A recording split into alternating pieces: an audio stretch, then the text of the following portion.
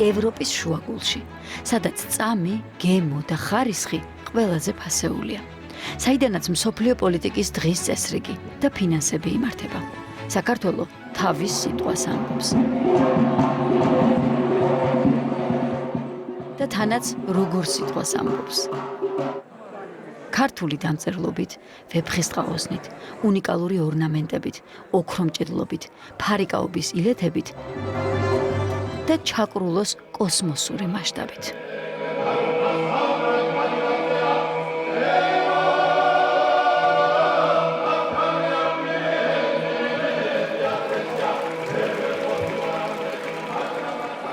მსოფლიოს 194 ქვეყნიდან ჩამოსული გავლენიანი სტუმრები ქართულ გამოფენას ათვალიერებენ და ინტერესით აკვირდებიან თარიღებს. ბრინჯაოს პატარა თამადა მათ ეუბნება, რომ 8000 წლის წინ საქართველოში დაიბადა ღვინო. ტაძრების ასაკი კი ადასტურებს, რომ 1700 წლის წინ ჩვენმა ქვეყანამ ქრისტიანობა სახელმწიფო რელიგიად გამოაცხადა.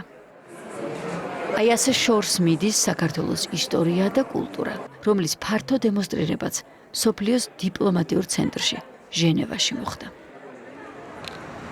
ინტელექტუალური საკუთრების მსოფლიო ორგანიზაციამ 68-ვე გენერალური ასამბლეა გახსნა. ეს არის ყოველწლიური ღონისძიება, სადაც საპატენტო უწყებების ხელმძღვანელობა, დიპლომატიური კორპუსი და საერთაშორისო ორგანიზაციების წარმომადგენელი საზოგადოება იკრიბება. ყველა ქვეყანა გენერალურ დირექტორს წლის ანგარიშს აცნობს. სამომავლო გეგმებზე ესაუბრება და საკუთარი ქვეყნის ინტელექტუალური საკუთრების უკეთესად დაცვაზე ზრუნავს. საკპატენტის თავმჯდომარე სოსო გიორგაძე დარბაზში შეკრებილ კოლეგებსა და ორგანიზაციის ხელმძღვანელობას საქართველოს სახელით მიესალმა და მიმდინარე წლის ანგარიში გააცნო. და თუ ვიკითხავთ, თუ რას ნიშნავს ინტელექტუალური საკუთრება, ეს არის საუკეთესო გამოვლინება იმისა, თუ როგორ გადაჯაჭვულია ერთმანეთთან ისტორია, აწმყო და მომავალი. აი მაგალითად 8000 წლის წინ, რომ ქართულ მიწაზე მცხოვრები ადამიანი საკუთარი გონითა და მოხერხებით მიხვდა, რომ ქვევრი მიწაში უნდა ჩაემარხა, მასში ყურძენი ჩაეწურა და სასმელი დაემზადებინა. ეს მისი ხელით შექმნილი ინტელექტუალური საკუთრებაა. იგივეა უნიკალური მოხაზულობებით შედგენილი ამბანი, რომელიც ფარნავაზის მეფობიდან დღემდე განვითარების 3 ეტაპს ითვლის. ან თუნდაც ქსოვილის წარმოება. საუკუნეების წინ, რომ ქართველმა ქალმა მატერია ბუნებრივი მცენარეებით შეღება და მასზე ორნამენტი ამოქარგა, თავისი ინტელექტითა და შრომით, მან შექმნა ნიმუში იმისა, რასაც დღეს ტრადიციულ ქართულ სამოს ვეძახით. და კიდევ ერთი უმნიშვნელოვანესი კომპონენტი. თუ გვინდა, რომ თითოეულ აღნიშვნას ინტელექტუალური საკუთრება ერქვას, ის უნდა იყოს ცოცხალი და მოქმედი თანამედროვეობის ნაწილი. მე ძალიან მომეწონა ეს ჩანაფიქრი, რომ ვეფხისტყაოსანი არის რეალურ რეჟიმში წარმოდგენილი ერთ-ერთი საუკეთესო გამოცემის სახით და ყველა დამთვალიერებელს შეუძლია, რომ ქართულ დამწერლობასაც გაეცნოს, რომ ეს დღეს ნამდვილად აქტუალურია და ჩვენი ყოფიერების ნაწილია და ასევე ჩანახატებსაც გადახედოს და აქვე სტენდზე არის მოთხრობილი ამბავი ოქროს ხანისა შოთა და თამარი. სამკაულები, მისი დეტალური აღწერა, დათარიღება, ინფორმაცია, ეს ყველაფერი ძალიან მნიშვნელოვანია იმისთვის, რომ დამთვალიერებელი ზუსტად ამას აქცევს ყურადღებას, რომელი საუკუნის არის ეს ყველაფერი, როგორ არის შექმნილი, მაგალითად ხევსურული ბეჭედი, რომელიც კადრში დავინახეთ, არის შექმნილი ხევსური ქალის თავსაბურავის სათაურას მიხედვით მე-19 საუკუნეში. დღევანდელ თანამედროვე მოცეკვავებს ეს ყველაფერი აცვიათ, სწორედ ამით სრულდება ქართული ცეკვა და კიდევ ერთი დადასტურება ხდება იმისა, რომ ეს არ არის ჩვენ შემთხვევაში მხოლოდ მუზეუმში გამოსაფენი ნივთი, ის არის ჩვენი ყოველდღიურობის ნაწილი. რაც მეტი ასეთი დასახელება აქვს დარეგისტრირებული ქვეყანას, მით უფრო მდიდარია ის. აქედან გამომდინარე, ერთგვარი შეჯიბრიც არის, რომელი ქვეყანა უფრო მდიდარ ისტორიას და კულტურას წარმოაჩენს. პირდაპირი კონტრიბუცია ეკონომიკაში, ინტელექტუალური საკუთრება და მისი თანამედროვე მიდგომა მის ბუნებრივია და შესაბამისად ჩვენი ქვეყნის განვითარებისთვის ამას უკიდურესად დიდი მნიშვნელობა აქვს. ამის ჩვენება არის ის, რაც ჩვენს იდენტობასთან არის დაკავშირებული და რაც სიმყარეს გვაძლევს საერთაშორისო ორგანიზაციებს და ზოგადად ეს გვაძლევს საოცარ მყარ საფუძველს იმისთვის, რომ მომავალი ავაწყოთ კიდევ უფრო უკეთესად და მომავალ თაობებს გადავცეთ ინტელექტუალური საკუთრების ძირითადი ნიშნები, ინტელექტუალური საკუთრების საფუძვლები და ახალი დავაშენოთ შემდეგ ამაზეც შეგვიძლია. WIPO-ს ჟენევის ოფისში მიმდინარე ოფიციალურ ასამბლეასთან ერთად საგამოფენო ნაწილში რამდენიმე ქვეყანა საკუთარი ინტელექტუალური საკუთრებით იწონებდა თავს. მაგალითად, ტუნისელი ქალბატონი ფარდაკს ქსოვდა. სამხრეთ კორეა ანტისტრესულ გამოგონებასა და Squid Game-ის სიმბოლოებს გჩუქნიდა. ჰონდურასი ბანანის ჩიფსებს გთავაზობდა წარე საწებლით. პანამა პალმის ტოტებით მოქსოვილ ტრადიციულ პანამურ ქუდს. ყაზახეთი კი ულტრათანამედროვე პლაზმურ ინსტალაციას საოცრად შთამბეჭდავი ციფრული გამოფენით. აი ასეთ გარემოში ყარად და ამაყად იწონებდა თავს ქართული სტენდი. თუ ჩვენ საუბრობთ ინტელექტუალურ საკუთრებაზე, ესე იგი ჩვენ საუბრობთ ტრადიციასა და იდენტობაზე. ენა, დამწერლობა, რელიგია, ეს ყველაფერი კონცეპტუალურად წარმოადგენს ქვეყნის იდენტობას.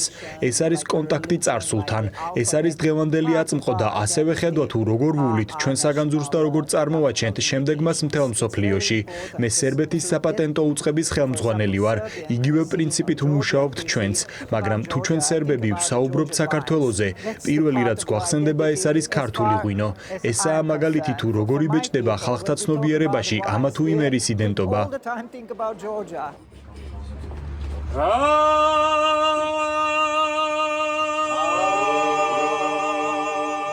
ჩვენი ქვეყნის იდენტობა როგორ გაცოცხლდა ქართულ მრავალხმიანობასა და ცეკვაში, ამას რამდენიმე წამში გაჩვენებთ. მანამდე კი გეტყვით კიდევ ერთი ღონისძიების შესახებ, რომელიც საკპატენტისა და ევროპის საპატენტო უწყების აქტიურ თანამშრომლობაზე მეტყველებს.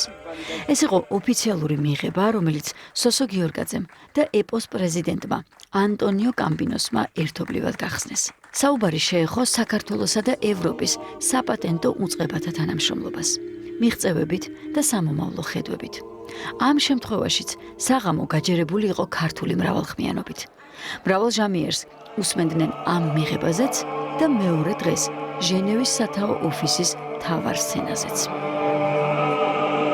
იქ, სადაც ისმის ქართული პოლიფონია, ხედავთ ცრემლებს უცხო ადამიანების თვალებზე. იქ, სადაც ჩანს ქართული ცეკვა, ხედავთ გაოცებას სტუმართა სახეებზე. ცეკვა, სიმღერა, სამოსი, ინსტრუმენტები, ღვინო და ტრადიციული სამზარეულოს მრავალფეროვანი გემოები. ამ საღამომ სრულად შეკრა მთელი კონცეფცია. საქართველო მთავარ როლშია. საკპატენტი როგორც ღონისძიების ავტორი. ქვეყნის პირველი ლედი თამარ ბაგრატიონი მისასალმებელი სიტყვით. საერთაშორისო საზოგადოებით სავსე დარბაზი და WIPO-s ჟენევის ოფისი, როგორც მთავარი მასპინძელი. ეს ყოველივე ერთ სივრცეში, სადაც ანსამბლ ბასიანისა და სუხიშვილების მონაწილეობით ქართული ინტელექტუალური საკუთრება მაყურებლის თვალწინ გაცოცხლდა. მინდა ვთქვა და გიამბოთ იმ ემოციების შესახებ, რომლებიც გამოხატეს საერთაშორისო პარტნიორებმა და კოლეგებმა სხვადასხვა ქვეყნებიდან. ვციტირებ მათ პოზიციას, რომ ასეთი ემოციების ზღვა ამ დარბაზს არ ახსოვს. ინტელექტუალური საკუთრების მსოფლიო ორგანიზაცია არის სწორედ ის დაწესებულება, რომელიც აფინანსებს და არა მხოლოდ ფინანსურად, არამედ სხვა ტიპის ხარდაჭერას უწევს ქვეყანას იმისთვის, რომ ქვეყანაში გაიზარდოს ტექნოლოგიური სფერო და ასევე გაიზარდოს შემოქმედებითი ინდუსტრიები.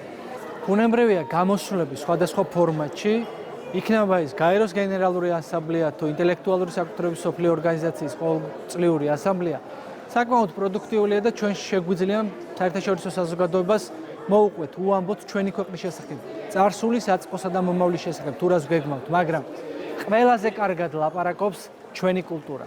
ყველაზე კარგად ინფორმაციას ჩვენს კულტურას ყვება ქართული მუსიკა, ყველაზე კარგად აჩვენებს ქართული ცეკვა და ეს გამოფენა ყვება 1700 წლიანი ქრისტიანული კულტურის ისტორიას, 3000 წლიანი სახელმწიფოებრიობის ისტორიას, ყვება ისტორიას თამარისა და შოთას შესახებ და რა თქმა უნდა ყვება ისტორიას ქართველი ხალხის მისი შემოქმედების შესახებ. სწორედ ეს იყო ამბავი, რომელიც ჩვენ ვუამბეთ მსოფლიოს.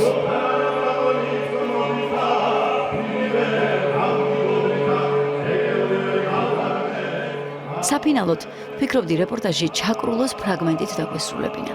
დასკვნით ტექსტსაც ვალაგებდი. როგორ მოუხდებოდა ერთმანეთს ხმალო ხევსურეთს ნაჭედო და სუხიშვილების ფრენით შესრულებული ხმლების ჟღარუნი. როგორ გამოიხატებოდა მთავარი აზრი, რომ საქართველო კიდევ ერთხელ და უკვე მერამდენედ დაუმტკიცა ევროპასა და მსოფლიოს თუ რა ისტორიული სიღრმის და უმაღლესი კულტურის მქონეარი ვართ. მაგრამ უკეთესი იქნება თუ ვაიპოს გენერალური დირექტორის დარენ ტანგის კომენტარით დავასრულებთ ამ სიუჟეტს. რადგან მსოფლიო ინტელექტუალური საკუთრების მთავარმა ექსპერტმა საღამო ძალზედ ოსტატურად შეაჯამა და აღიარა ქართული მემკვიდრეობა დედამიწიდან კოსმოსამდე. chosen to represent humanity is Chakrulo. ჩაკრულო. ეს არის კაცობრიობის მესიჯი კოსმოსში. ეს ხომ არაჩვეულებრივი მაგალითია პოლიფონიის და მრავალხმიანი შესრულებისა, რაც თავისთავად ადამიანთა ჰარმონიულ თანაარსებობას ნიშნავს. ამას ემატება ღვინის წარმოების 8000 წლოვანი უწყვეტი ტრადიცია, რაც საქართველოს აქვს. დღევანდელი გამოფენა არის ქართული ტრადიციისა და კულტურის მძლავრი გამოვლინება. ინტელექტუალური საკუთრება. ეს არის წარსულზე დაშენებული მომავალი. ამიტომ ვაიპო და საკპატენტი აქტიურად თანამშრომლობთ ახალგაზრდების მოზიდვაზე. ამის ნათელი მაგალითია ახალი სასწავლო ცენტრი ქუთაისში და სასწავლო პროგრამა ქუთაისის საერთაშორისო უნივერსიტეტში. ინოვაციური პროექტები და ახალი თაობის ჩართულობა კიდევ უფრო დაგვეხმარება, რომ უკეთესად გავიგონოთ ხმა საქართველოდან. ჩვენ მეგობრობთ და ვართ თქვენი მხარდამჭერები, რათა საქართველო იყოს კაცობრიობის ელჩი, დედამიწიდან ვარსკვლავებამდე. ისე, როგორც წლების წინ, ეს გზა გაჭრა ჩაკრულო.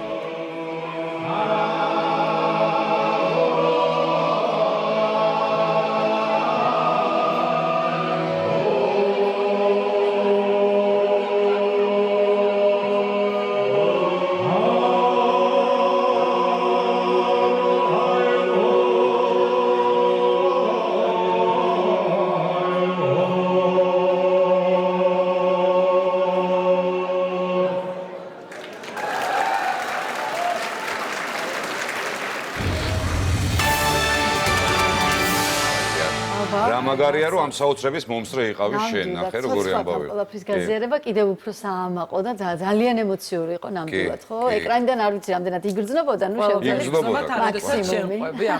შევძელით მაქსიმუმი და საქართველოს ესეთი წარმატება და ის რომ ის არის მთავარი ყურადღების ცენტრში და მთავარ როლში, ეს კიდევ ერთხელ დადასტურდა იმით, რომ აი ამ ღამის განმავლობაში, როდესაც ამ რეპორტაჟს ვამონტაჟებდით, პარალელურ რეჟიმში ამ ორგანიზაცია ვაიპომ თავის ოფიციალურ საიტზე გამოაქვეყნა შედეგები, ასე ვთქვათ, და შეჯამება თუ როგორ დაიწყო ეს გენერალური ასამბლეა და მთავარი გვერდზევე ქვეყნების ჩამონათვალში პირველს ვხედავთ საქართველოს ეს ყველაფერი ახლა გამოჩნდება ეკრანზე, აი ვხედავთ ბაციანის შესრულებიდან ერთ-ერთი ფრაგმენტი და თვითონაც სხვა ქვეყნების ფონზე, ანუ ეს საქართველოს პრეზენტაცია თუ როგორ წარადგინა საქართველოს მსოფლიო საზოგადოების წინაშე კულტურა და ისტორია და ინტელექტუალური საკუთრება, ეს თავად ვაიპოს დადასტურებითაც კიდევ უფრო სხვა მასშტაბზე გამოჩნდა და ამ საიტს რა თქმა უნდა მთელი მსოფლიო ნახავს. ასე რომ ვულოცავთ საკპატენტს და მთელ საქართველოს ამდით გამარჯვებას. კი ბატონო, ძალიან ძალიან. კი ბატონო, თითოეულ ჩვენ. ასე, ახლა სარეკლამო